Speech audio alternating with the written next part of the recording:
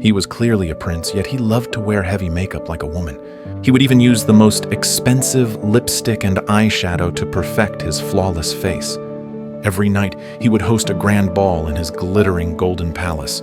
Only the most beautiful socialites were worthy to sing and dance for him. He sat alone upon his throne, living a life drowned in luxury and indulgence. Until one stormy night, when a filthy old woman burst in. Her dirty, ragged clothes stood in stark contrast to the splendor of the palace. The old woman offered him a single rose, hoping to take shelter from the storm inside his palace. But the arrogant prince, in front of everyone, mockingly threw the rose away. But to everyone's shock, the old woman slowly rose and removed her black cloak. A dazzling light burst out in the next moment, and she transformed into a beautiful enchantress. Sensing something terrible was about to happen, the prince fell to his knees, begging for forgiveness. But the enchantress saw through him and declared that his heart was ugly and devoid of love.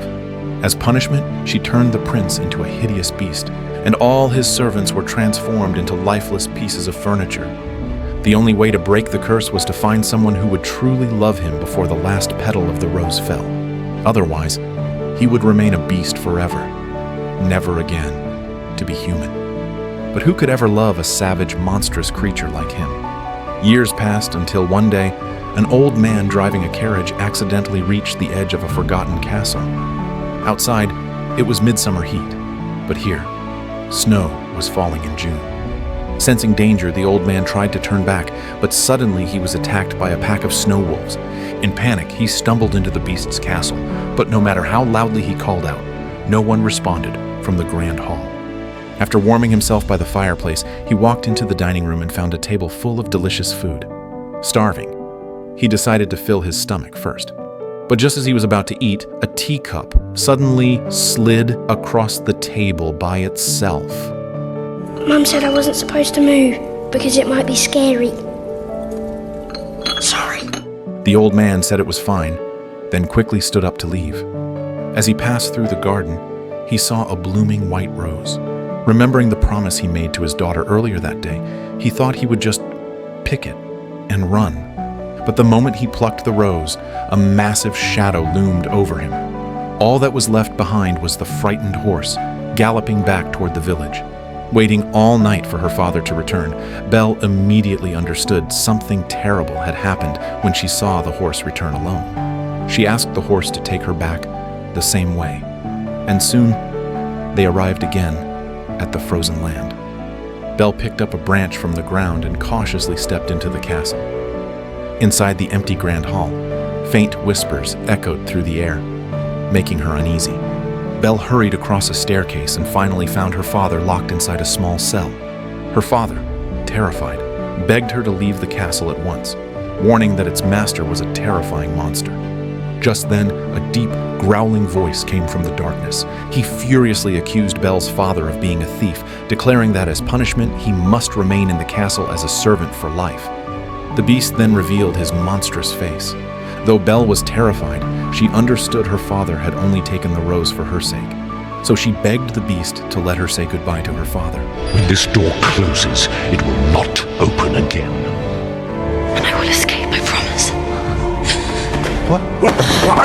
Belle pushed her father aside and told the beast that she was willing to take his place and bear the punishment herself. Even the beast couldn't help but be surprised by her courage. The beast dragged her father away, and he swore he would return with help to rescue Belle. The next morning, the cell door suddenly opened, and a voice told Belle she was being taken to her own room. Alert and cautious, Belle grabbed a stool and stepped outside, only to see a talking candelabra greeting her warmly. Frightened, Belle swung the stool straight at him. While she was still in shock that a candelabra could talk, an old-fashioned clock tiptoed over and ordered the candelabra to lock her back up. After much persuasion from the candelabra, the two talking pieces of furniture finally agreed to take Belle to a grand and luxurious room instead. Just then, a feather duster in the shape of a peacock floated in, and the candelabra immediately wrapped his arm around her, flirting shamelessly. That little bit of affection between them actually helped ease Belle's tension. Then, out of nowhere, a wardrobe that seemed to have just woken up wrapped its arms around Belle's shoulders. The wardrobe lady sighed with joy, saying she was thrilled to finally have a beautiful girl in the castle. She swore to turn Belle into a stunning princess who would amaze everyone. After a dazzling flurry of dressing and styling, Belle was transformed into a bright, elegant beauty. The wardrobe lady then fell back asleep, and the other servants quietly left the room. Meanwhile, the Beast sat down, ready to enjoy his dinner, when he suddenly noticed there was an extra meal set on the opposite side of the table. Realizing what had happened, he stormed off in rage to confront his servants. He learned that not only had they prepared dinner for the prisoner, but they had also given her a luxurious room. The Beast was furious beyond measure, but the servants explained that the rose petals were about to fall completely, and once that happened, they would all turn into silent, lifeless furniture forever. Now that a beautiful girl had arrived, they finally saw a glimmer of hope. Yet the Beast, still blind to his own flaws, complained that the girl's father was just a thief. Mrs. Potts, the teapot, spoke sternly to him. Under the urging of all the servants, the Beast had no choice but to bring Belle her dinner himself. They told him to be gentle, to smile, and to show his most charming side. They even made him rehearse to see how it looked. Inside, Will you join me for dinner?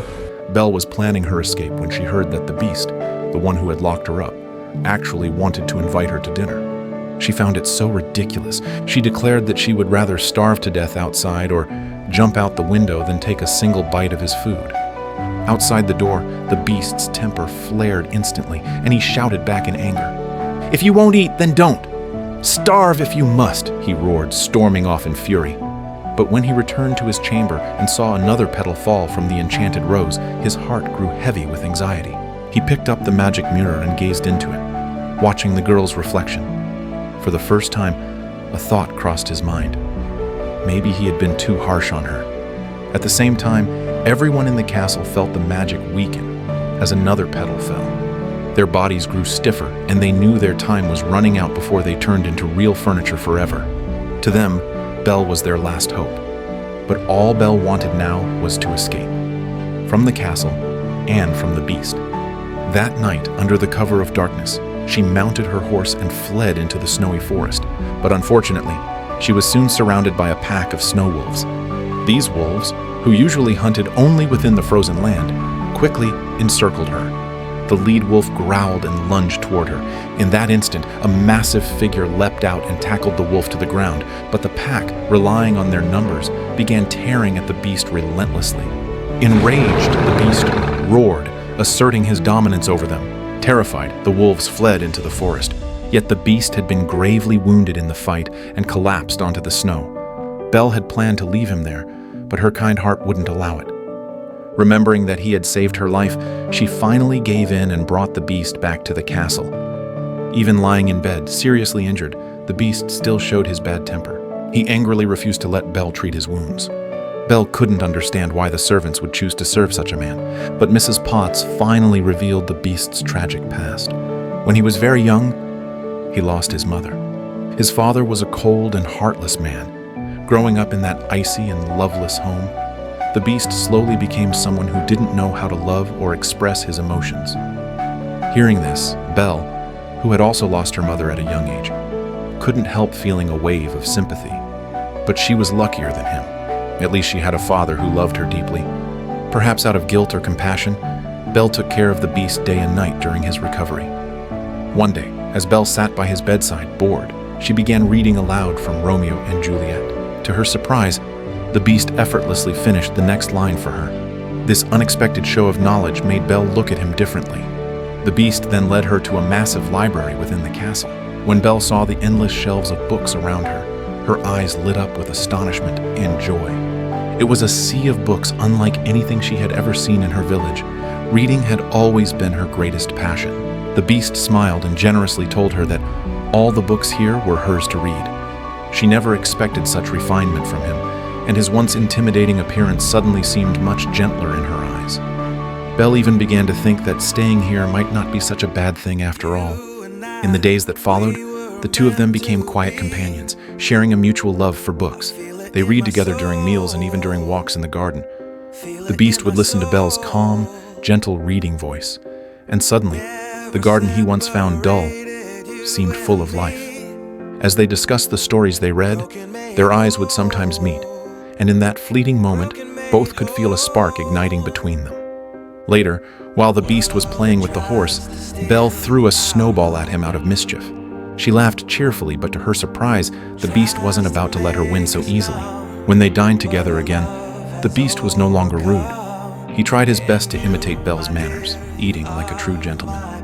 As days passed, their relationship grew warmer and closer. Then one evening, dressed in formal attire, the beast nervously waited for Belle. That night, Belle appeared wearing a stunning gown that took his breath away. The two walked hand in hand into the grand ballroom, as all the enchanted servants watched with joy and relief. As the music swelled, they danced gracefully under the sparkling lights. When the song ended, they stepped out onto the balcony together. In that moment, the beast realized something deep within himself. He had truly fallen in love with this kind, beautiful, and strong-hearted girl. He mocked himself quietly, thinking how ridiculous it was for a beast like him to dream of being loved by such a woman. But Belle softly said, "Can anyone be happy without freedom?" She longed to see her father again. The beast couldn't bear to see her in pain. He handed her the magic mirror. Through the mirror, Belle saw that her father was being attacked by villagers. Seeing her panic, the beast realized it was time to let her go. He knew she cared for him. He knew this might be the last time he ever saw her. And he also knew that the last petal of the rose was about to fall. But even so, he chose to give Belle the freedom she longed for. He returned the mirror to her as a gift. Standing on the tower, he watched in sorrow as the one he loved rode away into the distance. When Belle finally reached her father, the villagers had already captured him and thrown him into a carriage. They planned to send him to an asylum, believing he had gone mad for spreading tales about a terrifying beast. But Belle held up the magic mirror to prove that everything her father said was true. The villagers gasped when they saw the terrifying image of the beast inside the mirror. They stepped back in fear. Belle desperately tried to explain that the beast was not a monster, but gentle and kind. Her words enraged a vain, arrogant man who had long desired Belle but had always been rejected by her. His love turned into jealousy and hatred. He shouted to the villagers that Belle must have been bewitched by the beast's dark magic. Riling them up with fear, he claimed the creature was a threat to their lives and families, and must be destroyed. To stop Belle from warning the beast, he locked her and her father inside a cart. Then he led the angry mob toward the castle, using the magic mirror to guide the way. Soon, the mob arrived at the beast's castle, torches blazing in the storm. The enchanted servants quickly launched their defense, turning the castle into a battlefield. The villagers were completely overwhelmed by the living furniture.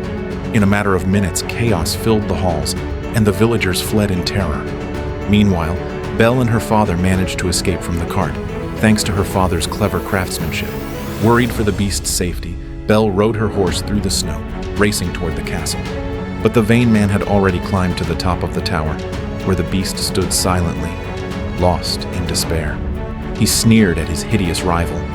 Without hesitation, he raised his gun and fired. The beast roared in pain as he fell hard onto the roof below. Belle arrived just in time and cried out the beast's name in panic. The beast tried to leap toward her, but the vain man picked up a heavy stone pillar and struck him again. Using the last of his strength, the beast blocked the next blow and grabbed his attacker by the throat. The man instantly dropped his weapon and began to beg for his life. For a brief moment, the two men stood locked in a struggle of strength and will. But when the beast turned to go to Belle, the treacherous man seized the chance. He raised his gun once more and fired into the beast's back. Yet as he pulled the trigger, the stone beneath his feet gave way. He lost his balance and plunged into the abyss below, ending his own life.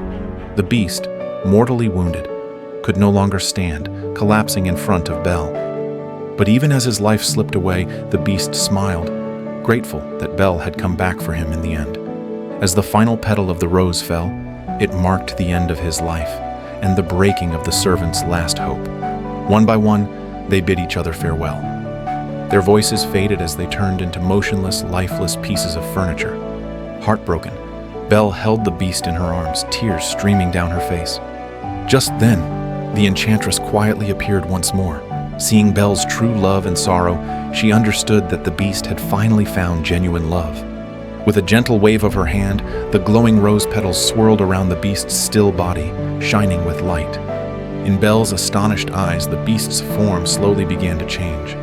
Before her, he transformed into a handsome and noble prince. As sunlight poured into the room, the ice and snow began to melt away. The castle came back to life, filled with warmth and color once more. All the enchanted servants returned to their human forms, embracing one another in joy. The grand halls that had long been silent were now alive with laughter and music. The curse was finally broken. Soon the once-forgotten castle regained its beauty and splendor. The white horse, Belle, and the prince, each healed by the other's love, looked out over their renewed home. From that day on, the two lived happily ever after in the castle. Their love had not only lifted the curse, but also restored life to everything around them. And so, the tale of the Beast and Belle became a story of love that would be remembered forever.